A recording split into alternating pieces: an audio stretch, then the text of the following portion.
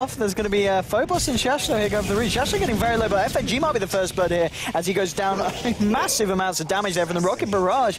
And NiKo kicking off the game with her first blood onto FNG top lane. We're going to see Phobos try and look for Shashlo here, trying to chase him down, but isn't going to be able to quite do it. Did have the slight edge in terms of movement speed. It wasn't enough for the hang on bottom lane.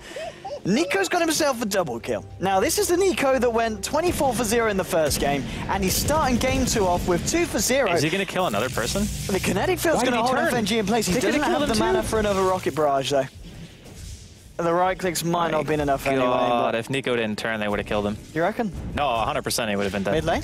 G, he's going to be able to blink away, but yes, starting the game, two kills in for your position 1 Jara. Shiro at all, only 330 attack range. Even Gyro's is longer than that. Not by much, but... FNG's going to find the stun here to Pure Evil, but there's going to be NiKo with the Rocket Barrage. The bounces as well. Illidan getting very low. They do manage to find the Disruptor, but Illidan pays with his life, and there's going to be a second Rocket Barrage here as well. He might think about going in. No, he's going to keep himself safe. Up, and once they scout this middle lane, they're going to be able to go in bottom.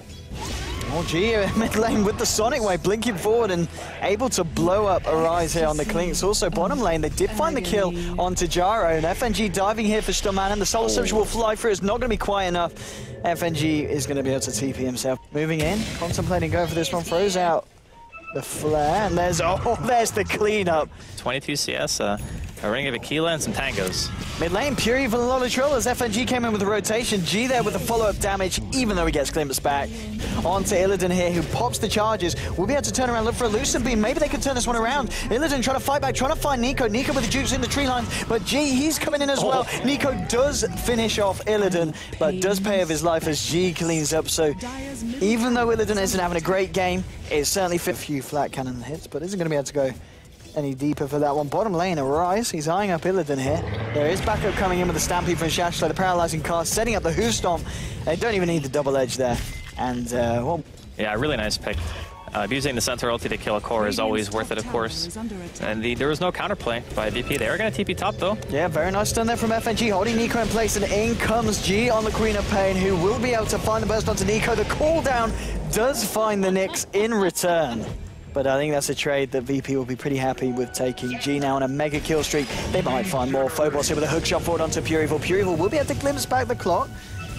Pure Evil, he's pinging it out. There's rotations coming in from G as well as he's here to finish off the kill. And he will do so there. The Rocket Flare finding Disruptor. Now Storman trying to eat himself through the trees here with the Jukes, trying to avoid G. He's going to find Phobos instead, and Phobos pops down the Cogslow. Won't connect here with the Witch Doctor. Witch Doctor's just running around in circles here with a Voodoo Restoration. He's keeping himself alive, and he might just do that. Yeah, Queen of Pain has to blink away, and Storman coming from the side of basically over the smoke up. Shashlo's got the Stampede ready, and Storman, he's in the sidelines along with Arise on the Clinks. They're going to go straight in for Illidan. Paralyzing Cask, Hoof Stomp, double edge, bringing him down, bringing him low. Illidan will be taken down, but at the same time, on the top lane, FNG and G finding the pick off on hero that he can really control the game with, and when he plays something like Warlock and he finds another kill on Pure Evil. Indeed, and well, NiKo's going to throw down the cooldown, trying to chase down G. There's a homing missile coming in as well with a Rocket Barrage. G getting low. Hasn't got any bottle charges here. What level's the missile, is it? It's level 1. It actually... Is it? Oh, it rises there as well. It won't, but Clinks will, yeah. No. It's a nice bit of money there for Rise as well. 578 bonus gold from that kill streak that he's ended. Not too bad. Getting himself back on the team fight too.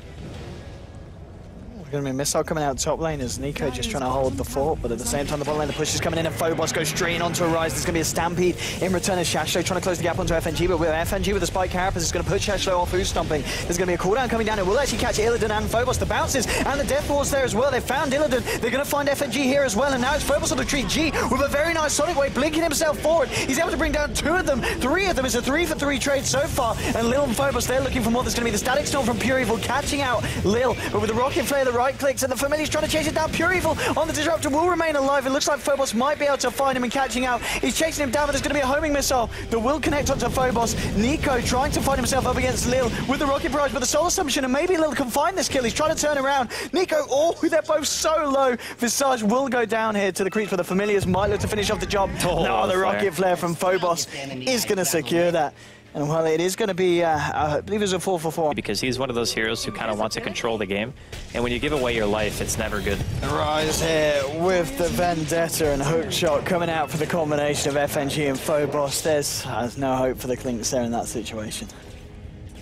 Yeah, I mean, it's the benefit of having a Nyx on your team. It's now level 9. Good stun. Unknown indeed, pure evil. Getting caught out by the stun. He'll go down as well. It's going to be the Stampede and Hoostomp onto Illidan with the Death Ward as well. He will go down. A cooldown from NiKo, but he gets silenced up. They turn around onto him with the Soul Assumption, the Cogs as well, pushing him away. They're able to bring down NiKo on the Jar as well. Mega kill streak here for the Clockwork. To the high ground they go, Virtus Pro, and onto the tier 3, onto the racks in fact, so tier 3s are down, but now NiKo coming in with the BKB, there's going to be a cooldown onto FNG. Illidan pops the Eclipse here, they've lost the Disruptor on the side of basically Unknown. Lil getting very low, but he's able to bring down Arise here with the help of Phobos. It's going to be a double kill for NiKo as he's brought down both FNG and Visage. NiKo will pay with his life though, most certainly, as Phobos chases it down with the glaives bouncing around from Illidan, who picks himself up a double kill, and he just stands ground, he just hits the racks. There's going to be a TP coming in, but it will be cancelled as Phobos throws down the Cogs to scare off the side of Unknown, and it was a buyback from NiKo. He's going to do his best to try and do something here, but he's got to be careful because, of course, Phobos, with the completed Aghanim Scepter, he's ready to go back in for round 2 if he finds the positioning to do so. There's going to be a homing miss there on the top, and let's see if basically Unknown are able to fight into this. They've got all the ults available. Cooldowns there, Static Storms, F Ward, and the Stampede. Just wait for the BKB Eclipse on G. Like Illidan.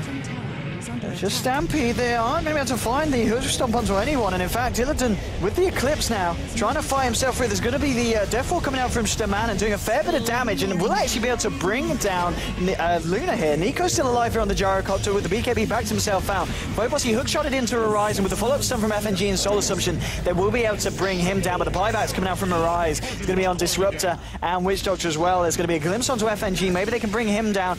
He's going to pop the Vendetta. They do see him at the moment. A homing missile and the urn, and the final right click should bring him down. He pops the charges.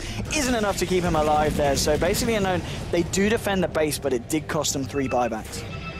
Yeah, it was a pretty hefty investment to try to keep yourself alive. Lil, what are you doing, bud? He's looking for the play. He's not going to find it. Phobos might, though, comes in with a hook shot, trying to look to bring down Pure Evil here, and he might just be able to find the kill onto Disruptor. Disruptor getting low, will go down as a monster kill streak for Phobos, but he's going to get caught in the cooldown slow. Arise chasing this one down, but Arise, he's going down to the Familiars, and Arise, he falls to the Familiars. Phobos now with the hook shot onto NiKo. But I touched Leisure Cox as well, and the Familiars just chasing down NiKo, and we might see Phobos go back in 5 seconds when the hook shot comes back off cooldown. Is he going to go look to go in onto NiKo? Or to Stamanen? He's thinking about it.